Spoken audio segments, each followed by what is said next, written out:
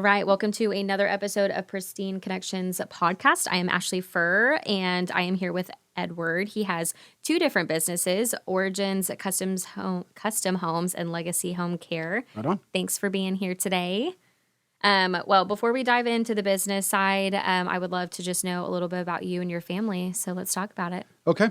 This coming August will celebrate 30 years of marriage with my wife. Congrats. We met when she was, I think we married when she was 18, about to turn 19. I was 23, so we have literally grown up together. That's amazing. What's the secret to a happy marriage? Oh, gosh.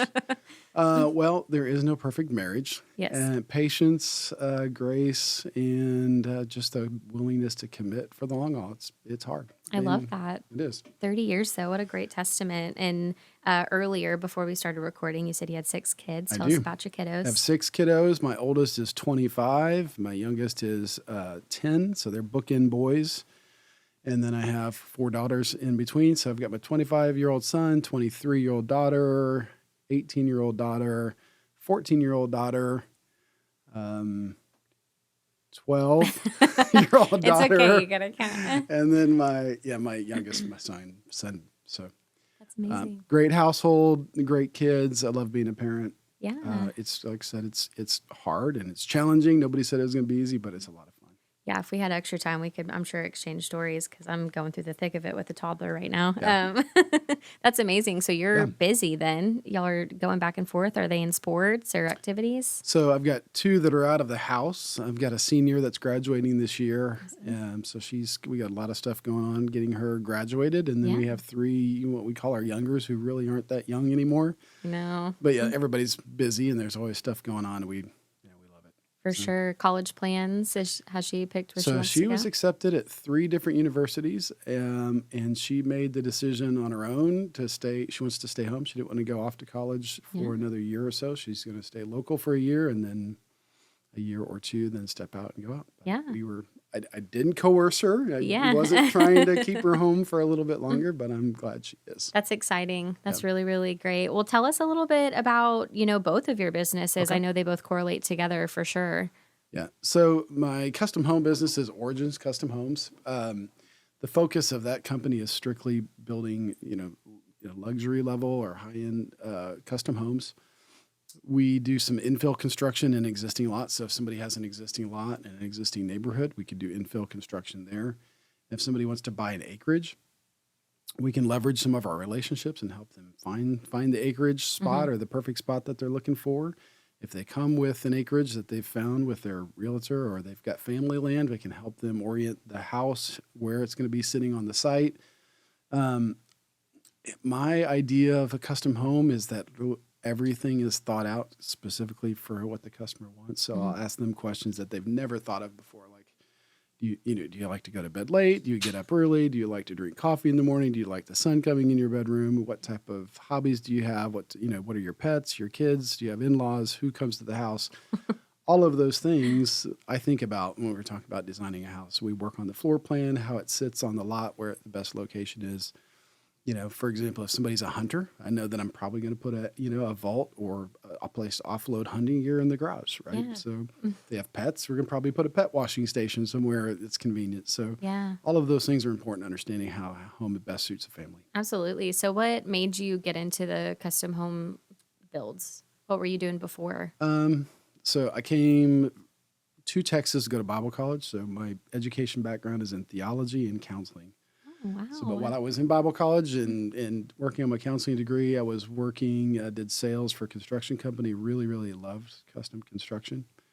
I had a business mentor of mine way back when that said, "Hey, Edward, I think you've got what it takes. I think you can do this." So he helped me with a little bit of seed money and a lot of mentoring, and I launched my company many years ago. Ran that company for 24 years, closed that after COVID, went into corporate for 2 years for a regional semi-custom home builder, and then stepped back out into my own. I'm an entrepreneur at heart, so stepped back out in late last summer. So launching this new brand, and I love designing. I love dreaming. When I look at a set of blueprints, they come alive dimensionally. I see it as if it's built. Mm-hmm. So if I can help somebody get out of their mind or out of their thoughts, their vision of what they want, and then put it to print and help them realize that, it is such a gratifying experience for me. Yeah, I love that. What's the timeline like typically if somebody, I guess, start to finish? How long does it take to build? It really depends on how much they want to engage in the process. So if they're really engaged, the design process can be as quick as a few months. Oh, It can be as long as it can be as long as Yeah. a couple, a year. I've spent a year designing a house before. In fact, I regularly have spent that amount of time helping design and refine the site and the plans. So depending on how quickly somebody wants to engage, if somebody's very engaged and very motivated, we can get a house design done in just a couple months. That's great. And then the build process, it really depends on the site conditions, the time of year we're starting, but a typical build time for a custom home is around 9 months to 12 months. That's not too bad. It can go faster, it can go slower, but again, if somebody's building out in the country and we're building a 100-yard driveway and bringing utilities in the house, that's going to take longer than if somebody's building on a 60-foot wide lot, 60 by 100-foot lot, in an existing neighborhood. Absolutely. I would love to know some of the craziest stories that you've had, if you're allowed to share. The renovation and the construction industry, one of the things that brought me into the construction industry, I said I have a theology background and a counseling background. So it's crazy, but I love working with roughshod people. I mean, in the construction industry is full of transient sort of people who are sometimes they're kind of, a rougher crowd. And I love working with people. And so I've seen a lot, I've experienced a lot with the people that I've worked with. I really have focused more maybe on some of the success stories that I've seen from guys who've come on who've been really, down and out, didn't have anybody to believe in or to call anything out great inside of them. And so, I could see kind of who they were behind the facade and then step in and help them realize that. So I've seen some great success stories in guys who come out, coming into the industry pretty beaten up and broken and have really turned their lives around, even started some of their own businesses. So wow. So you've been a mentor to them. That's been really rewarding. Yeah. Rewarding part of what I get to do. That's amazing. I'll tell you real quick, funny story. We were doing in uptown Dallas. We were doing a renovation on a church. I don't do a lot of commercial projects, but we were doing one. And so we had this awning that we were replacing by the entry.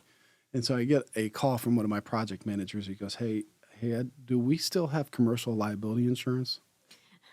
And it's like, yeah, but why are you asking? Yeah. So he had pulled the brackets, I think, and off the awning, and the awning cover had dropped over and dropped on a brand new Lexus. So great. That was true story. Yeah. True story. So we paid to fix the car, obviously. Yeah.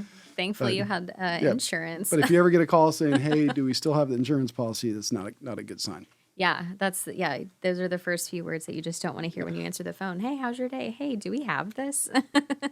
Obviously, you've started a business and then left and then built your business again. So talk to me about some of the challenges that you faced when you were starting up. The challenge, the market changes fast. We went from a market 4 years ago where the lumber prices were relatively stable. Everybody probably remembers post-COVID when, we were as construction guys, we were essential workers. So we kept working. And I remember kind of getting through that thinking, yeah, this is great. And then when lumber shot up 400%, I was like, wow, now what? Yeah. And so we didn't have, integrating then smartly, how do you adapt to a market that's changing? Because during, a lot of the last 3 years, material, supplies, vendors, their availability were changing on a weekly, daily basis sometimes, whether we could get something as simple as some siding. Mm-hmm. So I would just say that planning is key. Persistence is key. It's funny. I like to say that success has this funny way of following hard work and perseverance. So really just digging in and continue to work and be hard and diligent and persistent, it pays off. Mm-hmm. And you've got to have that. You've got to have thick skin to be able to be an entrepreneur and step out in a market that's always changing and be adaptable, which is what we've done. And then, relaunching the company specific is how do you I make an identifiable brand in a market that is unique to you, because every builder's focus is slightly different. So, for us, building and creating and designing something that's unique and personal is very high priority for me. So, creating a brand that communicates that is really important. Yeah. Tell us about your logo. You were giving me a little bit of insight. I'd share that. Yeah. So, for the logo for Origins Customs, I used the O for the Origins, and I put the Fibonacci inside of it graphically. So it's real subtle, but so the Fibonacci represents perfection. You see that sequence in the stars, you see it in the waves, you see it all throughout the galaxies and the universe, really. And so it represents perfection. Mm-hmm. Some people even say that it represents the fingerprint of God. So for me, it's perfection, and then Origins is beginning, so it's perfect beginning. So that we want to be in that space for people, helping them create. If somebody's building a new home or buying a new home, they're doing it there's something's happened in their life that's changed. So it could be a bad situation, it could be a separation or a divorce, it could be a baby, it could be a grandchild, it could be downsizing, it could be retirement. So whatever it is, it's a new beginning. Yeah. It's a new season. So we want to step in and be a part of that new beginning. How great is that? You obviously have your other business as well, Legacy Home Care, that focuses on the remodel side. So obviously, I'm assuming you utilize that company a lot in your home builds for cabinets and flooring. They're really very autonomous. So Okay. the renovation company is focused on just doing kitchens, bath renovations. Again, we love creativity. We love doing age-in-place design is a big part of what we do. Multi-generational living is making a home that's accessible for a toddler and a grandparent at the same time is important and part of what we do. But that business is a standalone, autonomous business. Okay. It really doesn't have a lot of connection to the new construction side. Really fascinating. Okay. I just put them in different baskets rather than having one company that does both. I have separate companies that specifically focuses on those needs. That's great. Really, really great. You obviously touched on some of your employees that you've helped just really boost them up and go off on their own. So talk to me about, how would you help the next generation of entrepreneurs and local professionals or somebody just looking to get into your profession at all? So I love mentorship. Leadership development is a passion for me. In teaching the next generation really it's a lot about just work ethic and just working hard and persistence. My oldest son and daughter, I know they get tired of hearing me say it, but I probably will never stop telling them. It's like, work hard, show up, communicate well, do that consistently, and you'll outshine most of your peers. It doesn't matter what degree that you may or may not have, what school you may or may have went to. If you, in this current culture, will step up and communicate yourself well, be respectful, work hard, have a good work ethic, if you do that, you'll be successful. That's very true. And so I try to convey that to the people that I surround myself with. When I was in the production home market there for the 2 years, I did leadership book studies with some of my production managers and some of my team members because I wanted to see them get better. I wanted to see them better leaders. I've always had this philosophy that I want whatever environment I step into, I want to be better when I leave it. Unfortunately, that always happen. I mean, things in life happen. Circumstances are hard, but I want to impart to the people who are around me, to the workers that are sweeping out the house, or to the project managers, or to my homeowners, the families. I want to leave something that's important, valuable. Yeah, absolutely. Tell us about an experience or challenge you went through, that helped you become a better leader when it came to, within your business. Yeah. So the transition between running a business for 24 years, then working for somebody else, because during that transition, I stepped out and consulted for about 6 months and then stepped into a VP role. And so learning how to adapt in the environments, in different roles, and to be able to be successful, in different roles was a huge challenge. I had to learn, I self-taught a lot of the technical skills that I have, operation, with Bluebeam and CAD and those types of things. I just learned those. Mm-hmm. The biggest challenge I can ever remember to date is it was in that transitional period. I was consulting on this 60 home site development. And so I created a master build list. I created the spec sheets, everything that you would need to build a development. produced. And so I was given a coded contract list that had about 1,300 codes, different construction codes. And I had to basically summarize all those and met about a 60 item list, everything that you need to build a house from beginning to end. And so I remember taking a week and literally burying myself in 1,300 lines of code to reduce it down to just a short list of here's the items by build code inside of a contract. Wow. So that there was a path in basically constructing a house from A to B, A to Z. Yeah, I was like, you're going so in depth. I think that's great. Yeah. That's really, really great. And it's a good ad value too. I mean, this market can be very saturated. There's so much growth happening, and a lot of couples and families are looking into the custom home builds these days, and not just your cookie cutter neighborhoods. They're wanting to, really build their own family out on their own land too and start homesteading. And we're going back to the way old ways of living again. And I think that's great that they have something that they can relate to. You're very family oriented. I would love to know, what service areas do you provide your services in? So my primary footprint would be really anything north of George Bush, really as you get into Allen, Lucas, Fairview, all the way up to the Red River. So you get up to the Texoma line, up in Denison, all the way over to like Farmersville to West Frisco on Lake Louisville. Yeah. So that general area is where I do a majority of my work and have done a majority of my work. We will step outside of that boundary for a referral. So if somebody brings us a referral and we can do it. So I had somebody recently refer me to a project in Fort Worth. It wasn't for me. I couldn't reasonably commute that distance and build a house and be able to commit the type of time that I would need to commit to it. So I referred it to another builder that I knew and passed on that referral to him. And I think that's a great opportunity to be able to share. I was able to give an independent builder who I knew was going to do a fantastic job and get him connected with the family. Absolutely. So, you obviously work with different vendors. Do you have multiple that you try to utilize? Obviously, if you have multiple projects going on at one time, or do you try to stick to one build at a time? No. Great question. So I have about 350 different trade partners. Oh my gosh. And vendors. And so the plumber that I might use to go fix a sink for a past customer or client to do a repair or a warranty repair is not the same plumber I'm going to use to do a rough-in for a new home. The plumber that I might use for for a 18 or 2,000 square foot house is maybe not the same plumber that I would use for a 5,000 or 6,000 square foot house. Sure. So having the different trades and their different levels of expertise is really, really important.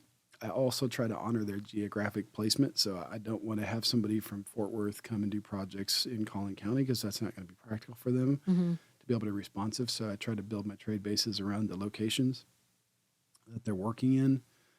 And then also, loyalty is very important to me. I do have guys that I've been working with literally for 18 years. So I've got, a sheetrock company that I've used. I've known the owner, I've known each other for years, and he's done sheetrock for me for almost 20 years. That's great. So it's not unusual for me. A lot of my trade guys that I've known, I've watched their kids grow up. Absolutely. Tell us, something that our viewers may not know about you that you'd love for them to know about you. Oh, goodness. Well, besides not having a lot of free time with a household full of kiddos, I love the outdoors. My wife and I love to garden. So if we're... funny but true story is that if I get the inclination to do something, it doesn't matter if it's 12 o'clock at night or 1 o'clock in the morning or 11, I'll go do. So I've built a set of stairs in our garage. I remember one night my wife and I was watching, it was a date night. We were watching a movie. I finished up watching a movie at about 11 and then went and built a set of stairs in the garage at till 1. Or we go out, and plant or do something in the garden, and we've been known to do some gardening with floodlights. So, oh my god! But I do. We love anything that's connected to the outdoors. I love to hike. We went on a trip, to Lake Bob Sandlin just last weekend. Stayed in a little cabin, had a fantastic time. That's great. Love taking the kiddos out and get them connected to nature and the outdoors. Love connecting with my adult kids. Who would have known that was going to be a thing? It's great. Yeah, my adult kiddos, I really enjoy hanging out with them. Yeah. And getting to know them, as a peer level, which is, different after being the authority guy or the dad. I'm still the dad, but the relationship changes, and it's fun. It is a fun. You and my dad, I think, would get along great because we're very close with my sister and I are very close with our dad still as an adult, which is great. We'll go hang out and smoke cigars together, which people think that's so strange, but that's awesome. we will do that. It's just awesome. It's a different connection. Absolutely, it gets weird. Especially whenever if your children decide to have grandkids someday, it'll be you just get to watch your own kids be parents, and it's very different and very great. So doing life side by side is different than doing it. And so in that relationship changes, I heard somebody make an analogy about parenting. It's like when your child's born, you get this big box of tokens, right? And it's your job to dole them out. And so you can do a little bit at a time. Or ideally, you don't get to their 18th birthday and say, okay, here, these are all yours. So you dole out the little bits of responsibility over the years. You build a relationship, and the relationship goes, like this. Which is oddly enough, and I'm not comparing my kids or my family to a work environment, but my leadership style is very much the same, is that you've got a leadership model, which is the standing over and barking and demanding and, sometimes belittling and berating and fear-based leadership. And I've never found that to be effective. My leadership style with my companies over the years, so this is my 6 different, company that I've launched, and so I've launched other companies over the years. Had a architectural salvage company, had an event venue, I've done some other things. So, but my leadership style has always been side-by-side leadership. And so walking along somebody is different than standing over them and barking at them and telling them what they, not doing right or what they should do differently. Absolutely. I always say leadership comes from the top, and it pays to have just a really good leader and mentor that you can look up to and you help boost and build, because like you said, you've helped your employees go on to be entrepreneurs for themselves when once upon a time they may not have ever thought that was a dream that they would be able to accomplish, which is, a just beautiful thing. Well, before we wrap up, how can our viewers reach you? Do you have a website and social media? Yeah, I do. Awesome. I have all of the above. So originscustomhomes.com is my website for the new construction companies. That's originscustomhomes.com. You'll see the cool O with the Fibonacci in it. You may or may not recognize it, but it's cool. And then legacyhomecarepro.com is the website for the renovation company. Those are both great ways to get in touch with the company, and it'll ultimately pipeline you straight to me. Awesome. So as part of the Pristine Connections group, if you go to the Pristine Connections page, I'll be on there as one of the service providers in the home construction industry. So that's another way to find me, and it connects you obviously to a lot of other great businesses that are in the area as well. Yeah. Do you do a lot of networking? Obviously, I know you from a Thursday group I'm in, and obviously Pristine Connections. Yeah. Do you still network in other groups, or do you try to limit it? I have 3 groups, and that's kind of my cap because I can manage that. So I've got 3 network groups that I go to consistently, and then I have a couple volunteer organizations that I'm a part of where I go really just to contribute as a volunteer. That keeps me as busy as I want to be. I usually will make time for at least 2, if not 3 or 4 one-on-ones a week. The networking group is interesting. One of the reasons I go is because I obviously want to build and grow my business. I want to meet other like-minded entrepreneurs. I get encouraged and inspired when I meet other people who are visionaries as well. But it's really great to be able to have a resource, because what I found is when I'm with my customers and clients, I have great resources for them. So they'll say, well, this has happened. Like, hey, I've got a great connection for you, whether it's insurance or photography or marketing or whatever. I recently had somebody, made a post like, hey, we really need somebody to help us. I need a really good quality pest control company. I was like, got you covered, right? So I sent them over a great resource from one of the groups that I'm in. So I love networking for that reason. It's been a great opportunity. That's really great. Well, we'll make sure we get all of your information posted on the podcast and all the social media. Y'all can find him on the Pristine Connections website and his social media handles. Edward, thank you for joining us today. We appreciate it. Thank you. See you guys next time.